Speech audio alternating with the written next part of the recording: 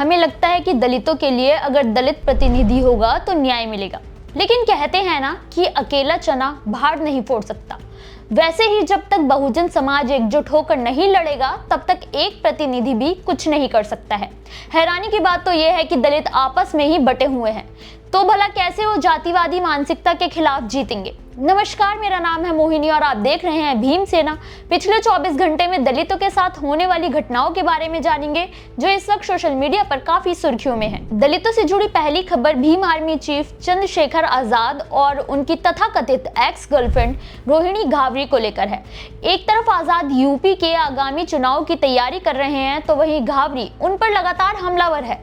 हाल ही में खबर आई है कि यूपी विधानसभा चुनाव में आजाद मेरठ के हस्तिनापुर सीट से चुनाव लड़ सकते हैं, जिसके बाद एक तरफ दलित समाज और भीम आर्मी के लोग बधाई दे रहे हैं तो वहीं घावरी ने खुली चुनौती दी है कि वो चुनाव लड़कर तो देखे, हार पक्की ही है। इतना ही नहीं, आजाद की जमानत भी जब्त हो सकती है। रोहिणी ने यह भी कहा कि वो आजाद का घिनौना सच खुद घर घर जाकर बताएंगी। रोहिणी के इस बयान से ये तो साफ हो गया है कि चाहे लोग उन्हें कितना ट्रोल कर ले, वो आजाद का पीछा नहीं छोड़ने वाली। वहीं दूसरी बात यह भी है कि आजाद का सच बताने के लिए उन्हें भारत आना पड़ेगा और वो तो केवल आने के दावे करती हैं। अब तो रोहिणी से संवेदनाएं रखने वाले लोगों को भी समझ आने लगा है कि वो गरजने वाली बादल हैं, बरसने वाली नहीं। वैसे आपको क्या लगता है, क्या रोहिणी के इन बेतुके प्रयासों से आजाद की छवि को कोई नुकसान हुआ है? हमें कमेंट करके जरूर बताएं। दलितों से जुड़ा अगला मामला राजस्थान के डीग जिले से है, जहां दलित दूल्हे की बारात में हुई आतिशबाजी को लेकर शादी की खुशी को जातिवादी आतंकियों ने खूनी संघर्ष में बदल दिया।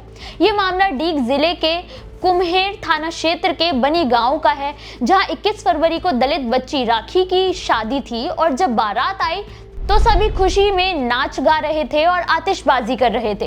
इस दौरान ऊंची जाति के एक व्यक्ति ने आरोप लगाया कि पटाखा उसके ऊपर जा गिरा था, जिससे बाराती के साथ उसकी बहस शुरू हो गई, जो धीरे धीरे खूनी संघर्ष में बदल गई। बारात पर पथराव और लाठी डंडों से हमला किया गया, जिससे बारातियों ने भी जवाबी हमला दिया। हालांकि इस हमले में 6 लोग बुरी तरह से घायल हो गए, जिन्हें अस्पताल में भर्ती कराया गया है। वहीं दुल्हन के पिता ने कुम्हेर थाने में शिकायत दर्ज कराकर न्याय की मांग की है। उन्होंने कहा कि दलित की बारात होने के कारण जानबूझकर हमला किया गया और छोटे से मुद्दे को इतना बड़ा बना दिया गया। वहीं पुलिस ने दोनों समुदाय के तनाव को देखते हुए गांव में शांति बनाए रखने के लिए पुलिस बल तैनात कर दिया है और इस मामले की जांच शुरू कर दी है। जांच के बाद ही आगे की कार्रवाई होगी। दलितों से जुड़ा अगला मामला उत्तर प्रदेश के फतेहपुर से है, जहां एक दलित युवक का हाथ गलती से टच क्या हो गया, जातिवादी दबंगों ने दलित को बुरी तरह से पीट दिया। यूपी में जातिवादी मानसिकता चरम पर पहुंच चुकी है। ताजा मामला गाजीपुर के मर्दनपुर गांव का है। पीड़ित दलित युवक संदीप वाल्मीकि ने बताया कि देर रात वो अपने काम से वापस लौट रहा था, तभी ऊंची जाति के कुछ लोग उसके पास से गुजरे और चलते हुए टच हो गया था, जिससे वो लोग संदीप को गालियां देने लगे। लेकिन जब पीड़ित ने इसका विरोध किया तो उसके साथ मारपीट शुरू कर दी। इतना ही नहीं, जब वो घायल अवस्था में घर पहुंचा तो दबंग लाठी डंडे के साथ उसके पीछे आ गए और उसके घर में घुसकर उसके साथ मारपीट करने लगे। जब घर की औरतें उसे बचाने आईं तो उनके साथ भी मारपीट की गई। पीड़ित संदीप वाल्मीकि ने अपने साथ हुई बर्बरता के लिए पुलिस के पास न्याय की गुहार लगाई, तो अगले दिन आने की बात कहकर पुलिस वालों ने एफआईआर दर्ज तक नहीं की और उसे टरकाने की कोशिश की। वहीं थाना प्रभारी हनुमान प्रताप सिंह ने बताया है कि तहरीर के आधार पर जांच शुरू कर दी गई है। जांच के बाद ही आगे की कार्रवाई होगी। दलितों से जुड़ा अगला मामला तेलंगाना के हैदराबाद यूनिवर्सिटी से है, जहां दलित छात्र के साथ जातिगत भेदभाव और उत्पीड़न की खबरें सामने आई हैं, जिसके बाद अंबेडकर स्टूडेंट्स एसोसिएशन ने दलित छात्र अनुज कुमार को न्याय दिलाने के लिए प्रदर्शन शुरू कर दिया है। एसोसिएशन ने दावा किया है कि अनुज कुमार, जो कि एमए सोशियोलॉजी के सेकेंड ईयर का स्टूडेंट है, उस पर सूर्यवर्धन सिंह बबलू ने हमला किया था, जो कि आपसी झगड़े के बाद किया गया था। आरोपी ने दलित छात्र को जाति सूचक गालियां भी दी और उसके सहपाठी को धमकी भी दी है। पीड़ित छात्र ने अपने साथ हुई घटना के बाद एडमिनिस्ट्रेशन से कई बार शिकायत भी की, लेकिन अभी तक कोई कार्रवाई नहीं की गई है।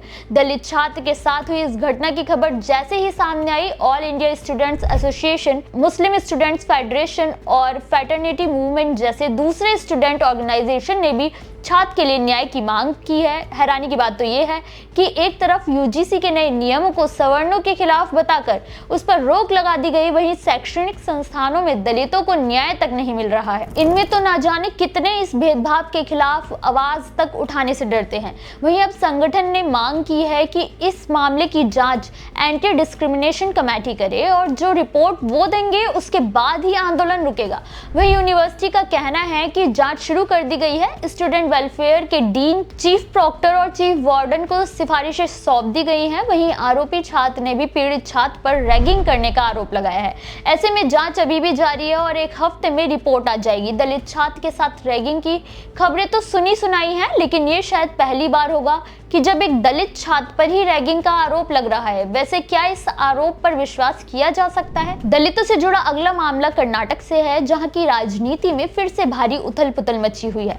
राज्य में एक बार फिर से दलित प्रतिनिधि को सीएम बनाने की मांग को लेकर सीएम सिद्धरामैया पर भी फिर से हमला किया गया है।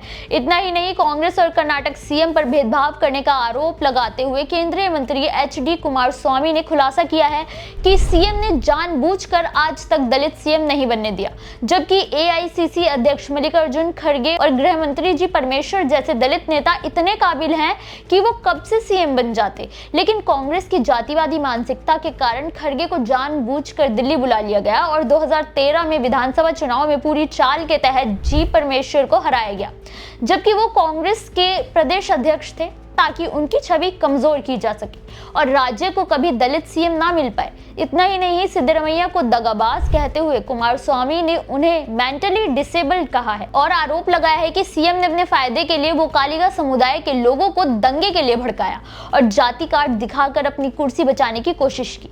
कुमारस्वामी के इन आरोपों के बाद कर्नाटक की राजनीति और क्या रंग दिखाती है, ये देखना बेहद दिलचस्प होगा। दलितों से जुड़े इन खबरों पर आपकी क्या राय है, हमें कमेंट करके जरूर बताएं।